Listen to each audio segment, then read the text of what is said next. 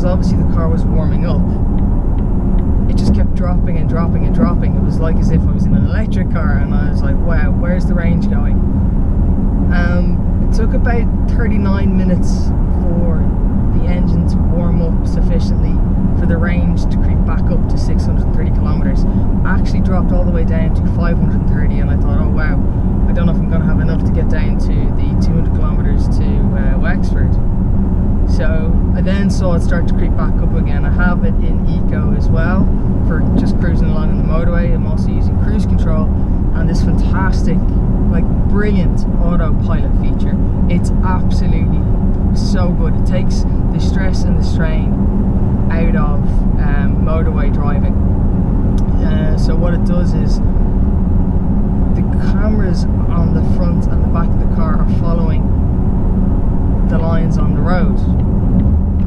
So the car, in little increments, is steering itself along the motorway. It's fantastic. It's so good. Now I do find it pulls to the left a little bit. It tends to stick to the left-hand side of the lane a bit more than I'd like, especially when coming up to bigger traffic like trucks. So I find myself pulling the steering wheel a little bit to try and center it a bit more. But apart from that, it's brilliant. It's such a good system. It's quite expensive to option, but if you are doing an awful lot of motorway mileage in something like the XC90, then I would highly recommend looking at that as an option. Also on board we have the panoramic sunroof, which I love, but it's expensive. It does a split fold, raise and flow back. It easily fit 3 adults and a baby during the week as well down to Kilkenny. The baby absolutely loved the view he had out the window. He was up high, you could see everything. We were a little bit worried because he was going to be awake for the journey, but he absolutely loved it. We were like pointing out trucks, sheep, everything that was in the fields there, where he could see everything, great vision. And then when he was asleep on the way back, we were able to put the blinds from the side of the door neatly up onto the top of the window. You just hook it up. Very simple, very easy, but extremely effective.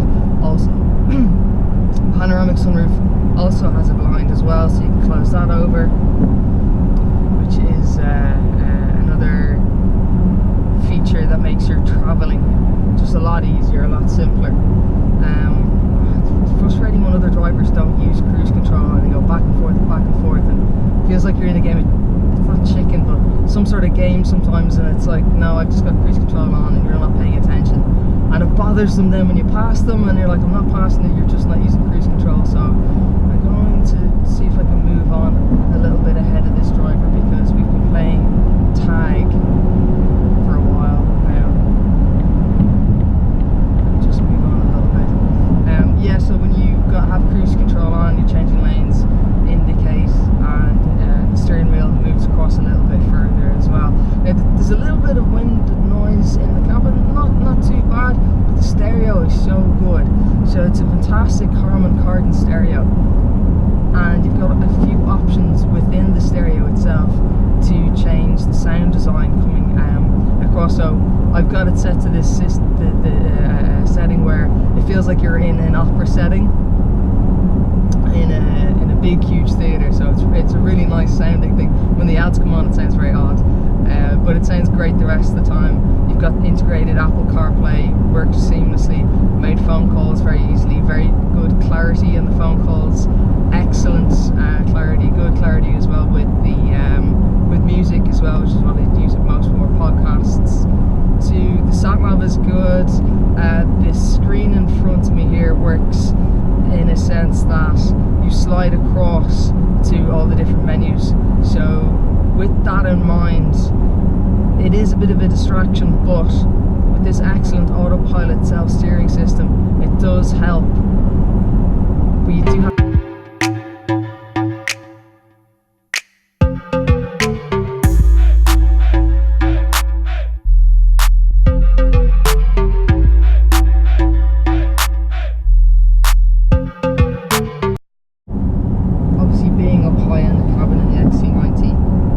very good visibility, but it doesn't hurt to option some of the camera settings.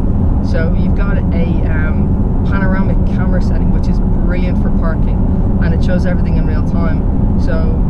when you're reversing back into a space, you can see exactly what is around you. Now, the only thing I found was that judging distances to vehicles behind you or objects behind you was a little bit trickier, because it doesn't show you exactly it doesn't show you exactly the positioning of the object behind you.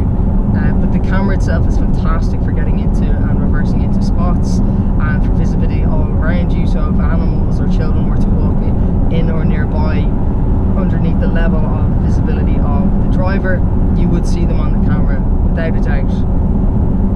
You've also got a parking setting where it helps guide you into the parallel parking. It's very easy to set up as well. Everything is very easy to locate on the menus, and when I turned off lane assist, it stayed off, which is a really good thing. And unfortunately in the Mercedes, every time you get into the GLE, you would have to turn off lane assist, and that was a little bit frustrating, I found, about the GLE. But it works very well in this system, that whatever you turn it to, whatever setting you have, that's what it stays at. All of the materials are very nice to the touch. You got a lovely leather on the dash, very nice on the steering wheel as well. The really good thing about the steering wheel is it's not cluttered, so the audio settings stay on the dash, which is great. They don't have it on the dash as well as the steering wheel, if the steering wheel doesn't create a busy steering wheel, which is really good. So what you have on the steering wheel is your cruise control settings on the left hand side, which is brilliant, and then your menu settings on the right hand side. So in front of me I've got the ability to see the map, or I can see, you know, car settings, a few different objects including audio. There's a few different things you can mirror what's happening on the infotainment system as well. So that's a really good thing. I like the fact that the steering wheel isn't too busy, and the cruise control settings are very easy to operate and navigate through. And then you can turn on and off the steering wheel assist for the autopilot as well, if you'd rather not use it, if you find that you're pulling at it too much. Just coming up to a junction there and felt the car pulling slightly to the left, so you do have to stay aware of what's happening around you, what's going on up ahead. But lovely materials throughout the cabin. The seats, the coverings, the seats are very comfortable. You multi-adjust, multi-settings to save your favourite settings as well. The gear stick is interesting. It's usually 2 presses up to go into drive, 2 presses back to go into reverse, because there's a neutral setting in between. I'd actually prefer just 1 click reverse, 1 click drive, because you have a park setting then, it's a separate button. And then your start and stop as well is very interesting. It's kind of Saab-like in their little ingenious bits and pieces. So it's a twist. You twist it to start and you twist it to stop, and then you've got an electric handbrake as well, which is very good.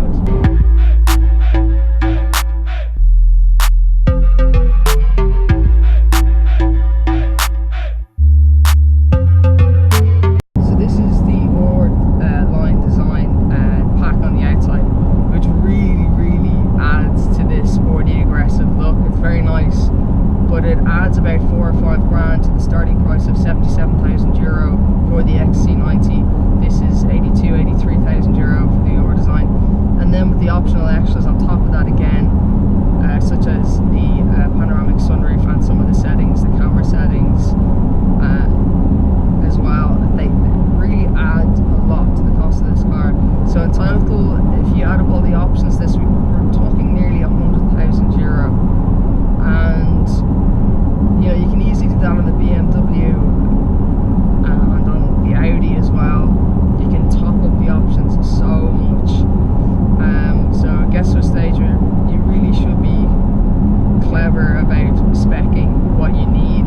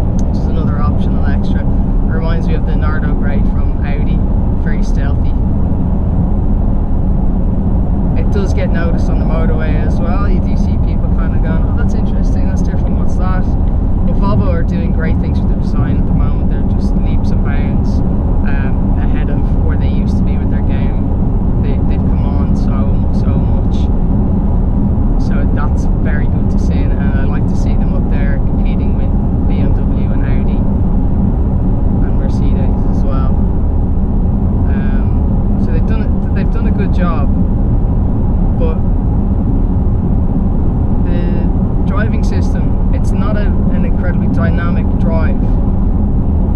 It's more exciting than the Audi. It's as coarse, the engine sounds as coarse as the Merc because it's a big rumbly diesel engine. So they're on a par there.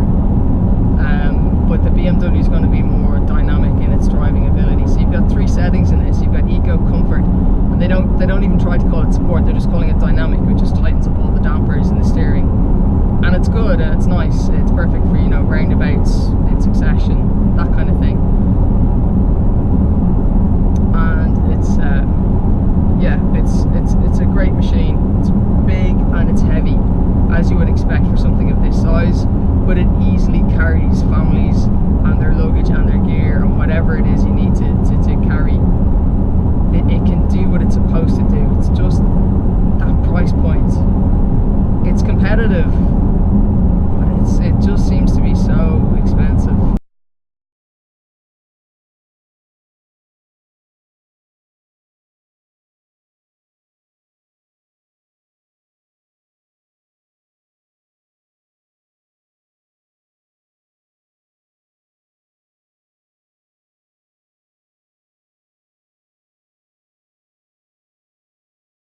Here we have the dash.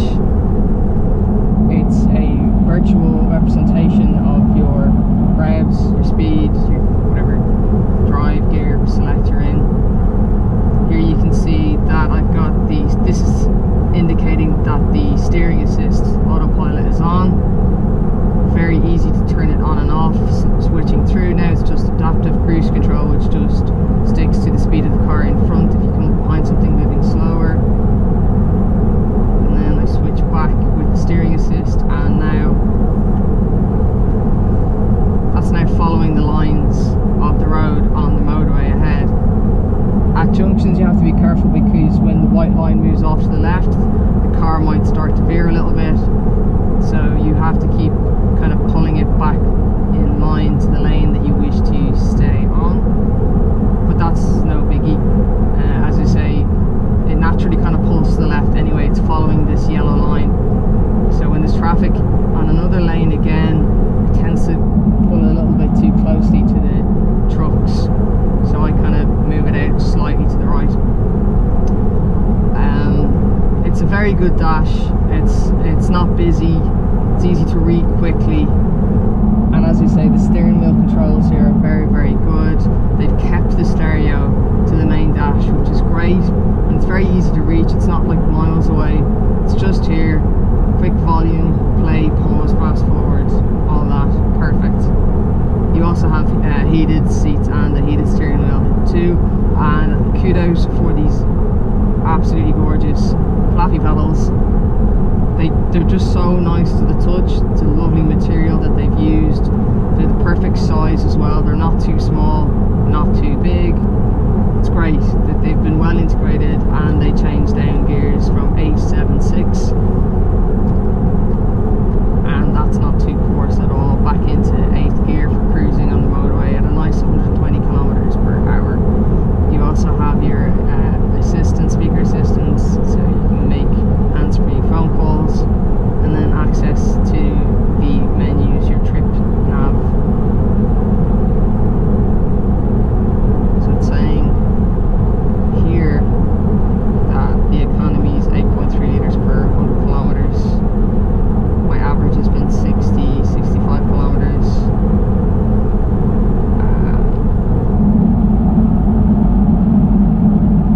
Sorry, my average is actually on 7.5 that I've noticed. I've got about 400 kilometers left. The tank seems to be moving around a lot, so on the motorway I should have the best idea of how much I have left, but as I say, when I started today, it started off in the see there at the junction. I'm having to pull this slightly to the right to keep it on the correct lane. Yeah, so when I started the end.